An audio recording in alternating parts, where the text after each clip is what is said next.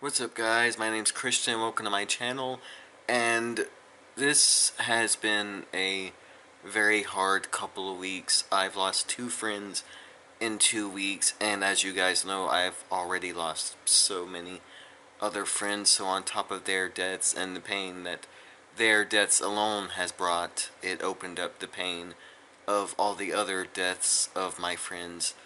But as with the last video I made about a friend's death, I'm gonna make something good out of this. I'm gonna make a lesson out of it, and I hope that you guys can learn from it. And yeah, I just hope that this video touches you guys, so stay tuned. I don't understand why any of this is happening. I don't understand why God is allowing this to happen, but I have come to learn a few things out of it, and it is that bad things happen to good people, good things happen to bad people, and sometimes things just happen because of the fallen world we live in. And just because something bad happens to someone or multiple people, we should not assume that those people are bad. And there are 2 incidences in the Bible that I want to talk about that cover this, and they are in Luke chapter 13. The first is when a group of Galileans were slaughtered by Pilate because they were at the temple giving offerings. Well, not because, but they were at the temple giving offerings.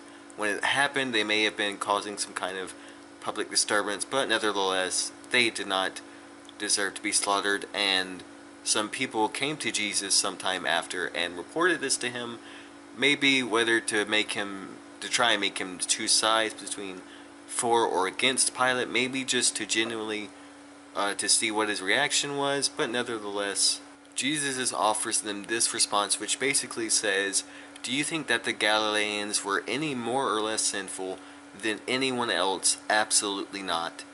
These people were not good or bad. They were just people, and they didn't deserve this, and yet it still happened. They didn't deserve it because of anything bad they had done, and they were just normal people, and yet it still happened.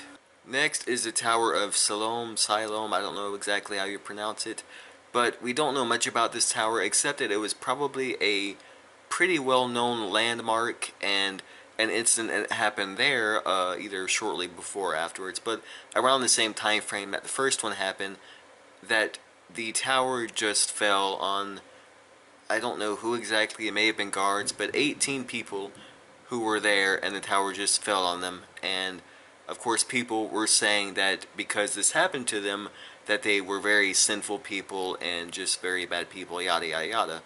And again, Jesus gives them the response of they were no better or worse than anyone else in Jerusalem and Galilee and wherever else. They were just people, and this just happened. There was no known reason, at least no known reason as far as the human mind goes. And that leads me to the point that I've said so many times. I know I'm blabbering, but I just want to reiterate this. Sometimes horrible losses and tragedies just happened. There's no reason, or if there is a reason, which there probably is, we don't know the reason. And we should not assume someone was bad just because they were killed or died or whatever else. Think of Job, the most righteous man in the world at his time, and all the suffering he had to endure, all the suffering that God tested him with. And he was the most righteous man of his time, and even continued to be righteous and faithful to God despite all the suffering and during the suffering. So who are we to, think that someone is suffering because they've done something bad when we know nothing about them, when we do know that at one time someone who was known as the most righteous man in the world at his time suffered such horrible loss and suffering. Suffering and death are not always a sign of sinfulness, and we are not to decide whether someone has the right to live or die. That right will always remain solely to God. We have no right whatsoever to decide someone else's fate, whether that be death, whether that be the type of life they'll live before we even get to know any amount of their potential, We have no right to decide the overall fate of anyone. Nor do we have any right to act self-righteous and place judgment on people, especially people who we don't even know. The only judgment we are allowed to give is judgment that is out of love and that will lead people towards God and will lead them away from their sinful actions.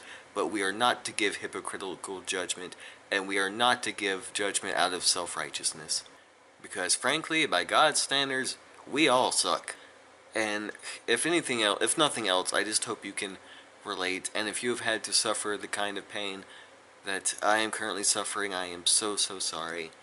And I am always praying for all of you, Christian, non-Christian. I don't care who you are, I am praying for you. And I am here for you to offer any kind of guidance that I can. And just know that I'm always here. If you guys want to comment, private message me on my social media stuff, which I'll always have in the description down below. Please do that. And, reach out, guys. Please reach out. I want to help you guys. And I'll always be praying for you. Please be praying for me. And I'm sorry this video was a little later than usual, but I figured you guys will understand because you always have. You guys have always been awesome. So yeah, I'll see you guys in the next one, and God bless, guys. Yeah, see you in the next one.